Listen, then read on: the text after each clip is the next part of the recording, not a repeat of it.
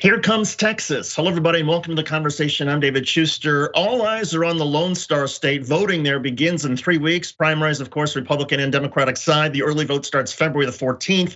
This will be the first test across the nation of some of these new restrictive ballot issues that Republicans have been putting in place. And here to talk about this is Chuck Rocha. He's a progressive activist who's the president of Solidarity Strategies. He's also worked on several campaigns, including Bernie Sanders' presidential campaigns both times. Chuck, good to have you on the program. First of all, how's it going in Texas with these efforts to try to get out the vote and get people organized? It's a crazy time in Texas. Lots of folks are doing lots of mobilization because of the Democratic primaries that are happening across a lot of different local elections, which is rarely covered in politics. We love the sexy governor's race with Beto O'Rourke, and it is very sexy. And the congressional races and the multi-candidate primaries that we see in lots of races that I'm sure we're going to talk about.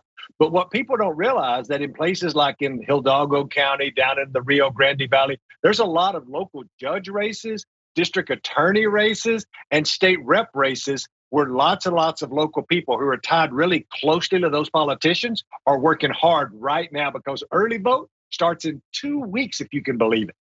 So given some of the restrictions that now, if you're going to cast an early vote, you have to include a driver's license number or the last 4 digits of your social security or a state ID number. And if you don't have those, then you got to indicate you don't have one. Given some of those restrictions, what does that do in terms of shaping these races? Does it help, say, the base of both parties because those are the people who perhaps might be most determined to vote? Well, it makes it hard on old folks. Now, old folks normally in the state of Texas who vote by mail. Now, keep in mind, Texas is still the most restricted state in the country to vote by mail. So you can't just show up. You've got to literally be gone from out of town. And the only way you can get a permanent absentee ballot is be over 65 and have some handicap of some kind. So those people, so even though it's the most restricted, over half of the applications in Harris County, that's Houston for all of you folks scoring at home, have rejected the applications because, David, of what you've talked about with these new restrictions. And let's think about who wouldn't have a driver's license. Old people who don't drive no more, folks that can't afford a car that take public transportation. These are the kind of folks that are being disenfranchised, and that's the shame of this. If you don't have a social security number, maybe you just have some other EIN number because you're a recent immigrant and a U.S. citizen, but you don't have a social.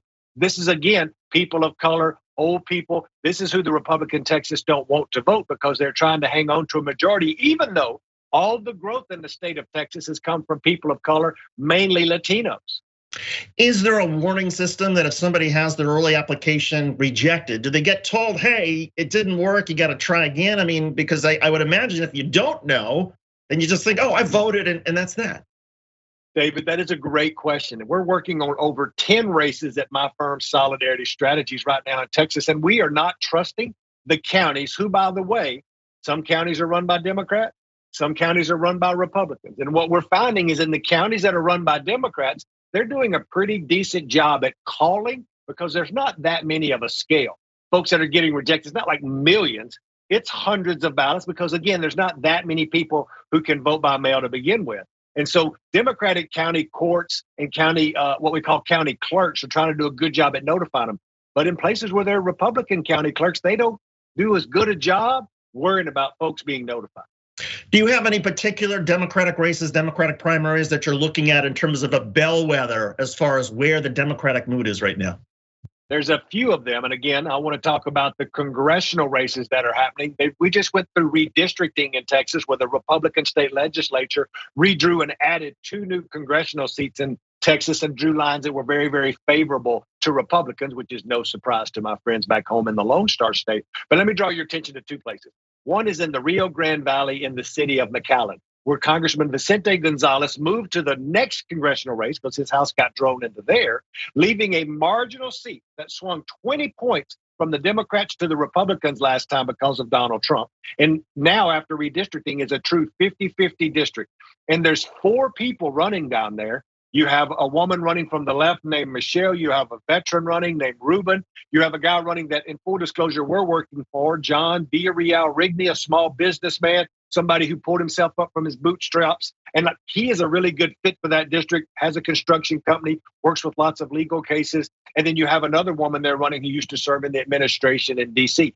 Whoever wins that primary will determine how well we do there in the general election. So watching where this electorate goes in the primary, do they pick a woman from the left? Do they pick a small business person like John? Do they pick somebody with Washington experience? That's what we're really keeping our eye on. And which kind of Democrat will they elect in these congressional seats? And do you get a sense that the Democratic mood right now is towards pragmatism, political pragmatism? In other words, trying to find a candidate that has a really, perhaps the best chance of winning in a swing district in the fall? Or is the energy right now coming from progressives who are tired of what's been going on in Washington and say, you know what, to hell with the centrists, to hell with the establishment Democrats, we're charting our own path, we're going to bring the energy? I think I'm seeing both. There's one thing for sure is that we're not going to see the turnout that we saw in 2018 when you had Donald Trump in the White House, which was the last time we had an off-year election. There's just not that energy there because you don't have this real lightning rod, which is Donald Trump, out there. So I think the turnout will be lower than it was in 18, of course, and probably down around the 2014 levels. And so what you see, because normally the only people that vote in the Democratic primary are old Democrats, old Mexicans like me who always show up and vote. So you have people down there like Jessica Cisneros, who's running against a longtime Democratic incumbent, Henry Cuellar, who that is her strategy, is to try to get a whole bunch of young brown progressives out to vote against a very pro-business, pro-life Democrat like Henry Cuellar. So you're seeing that play out in real time in the Texas 28th congressional district. I want to ask you about the Republican side and take off your Democratic hat for a second, and just you're a political expert across the spectrum. What is going on with Texas Governor Greg Abbott? I mean, the latest polls show that he's in the race of his life against Alan West, the former Republican Party chair. What is it the Republicans in Texas don't like about Abbott? Well, sometimes when you kick a caged dog in the backyard and you don't feed him enough, sometimes you get bit. And that's what's happening with these Republicans. They've played footsies with Donald Trump so much. And Greg Abbott is a crazy, in my opinion, right-wing zealot who is very much aligned with the most conservative values that are out there. But guess what? It's not even conservative enough for these folks that fall in line and see Donald Trump as the party itself. So you could get somebody that says, you think that's crazy, hold my beer and watch this, which is Alan West. And so that's what you see happening. And with all the bona fides that the governor has, the governor couldn't even keep the lights on in Texas when they got a little ice storm. And then 2 weeks later got $1 million from that power company who couldn't keep the lights on. Like, you can't get much more corporate Republican than that, but it's still not good enough for this base that they've whipped into a fury over immigration, over taxes, over all of this nonsensical stuff. So what they're really getting now is what they have set up for themselves. We like to talk, of course, in the national media about national trends and what sort of the prevailing winds are. But for people who are not in Texas, but for those of us who are very curious about what's going on there, what are the issues that you see sort of really driving some of these races that might catch people who are not from Texas by surprise? So Republican primary voters, this is going to sound strange for somebody who ran Bernie Sanders' presidential campaign, but on the Republican side, where we've been doing a lot of polling and looking and seeing what Latinos care about, who've been switching over from Democrat to Republicans, it's immigration, it's taxes, it's critical race theory, it's all these obscure issues on the Republican side. And then when you go and you poll a Democratic primary voter, it's not strange to know that jobs in the economy is first with white primary voters.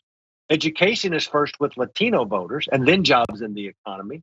So normally it's these working class bedrock issues that Democratic primary voters are showing up to vote for in their primary.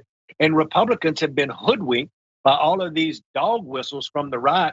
Immigrants are coming here to take your job. Critical race theory is going to run our children's lives. And that's what Republican primary voters are showing up to vote for or vote against. So there's a real contrast in who's showing up and why they're showing up.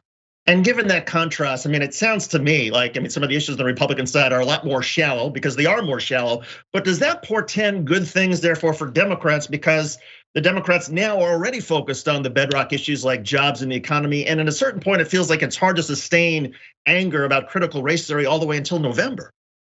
I think it's going to matter and be different state by state and district by district. Republicans have packed so many of these congressional districts with Republicans that there won't be a real salient election happening there. But in the 15th congressional district in Texas and a few others in Texas, pay attention there, because I worry about the motivation to show up in November without a Donald Trump there to Republicans to use, or for Donald Trump being there for a Democrat like me to use, because I was using him as a lightning rod to get folks out. It'll be a real bellwether to see what happens in those districts and who can motivate people at the last minute to actually show up, because that's the key at the end of the day, is actually getting folks to show up. Chuck, there's a great deal of concern among Democrats about sort of the national drag from Joe Biden. Are you picking up much of that in terms of the district by district polling that you're seeing in Texas?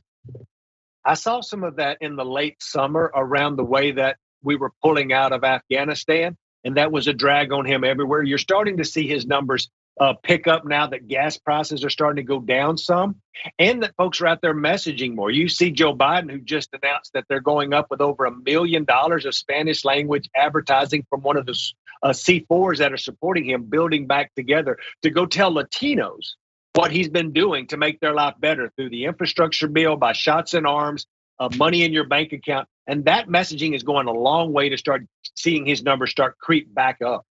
And to the extent that Donald Trump continues to grab headlines by his crazy claims about January 6th and about pardoning the January 6th insurrectionists and asking the committee to investigate Mike Pence, you subscribe to the idea that the more Donald Trump is talking about January 6th and the headlines involve him, the better it is for Democrats politically. Democrats need to get out and beat their chest about what they've done to help the American people. And while they're doing it, you can do these at the same time, Democrats. You can say what we've to deliver for you while looking over there at those crazy people at Donald Trump and the insurrectionists, say, while they want to literally destroy our government, and we are here working for you. Democrats, don't be scared to lean into our successes. That was a brilliant thing that Donald Trump did when he was the president. For all of his craziness, he took a lot of credit for a lot of Democratic ideas. Chuck Rocha, he is the president of Solidarity Strategies. He's a Texan, an activist who has worked on the Bernie Sanders campaigns, also advising, helping some campaigns that are underway there at the state level now. Chuck, thanks so much for doing this. We appreciate it.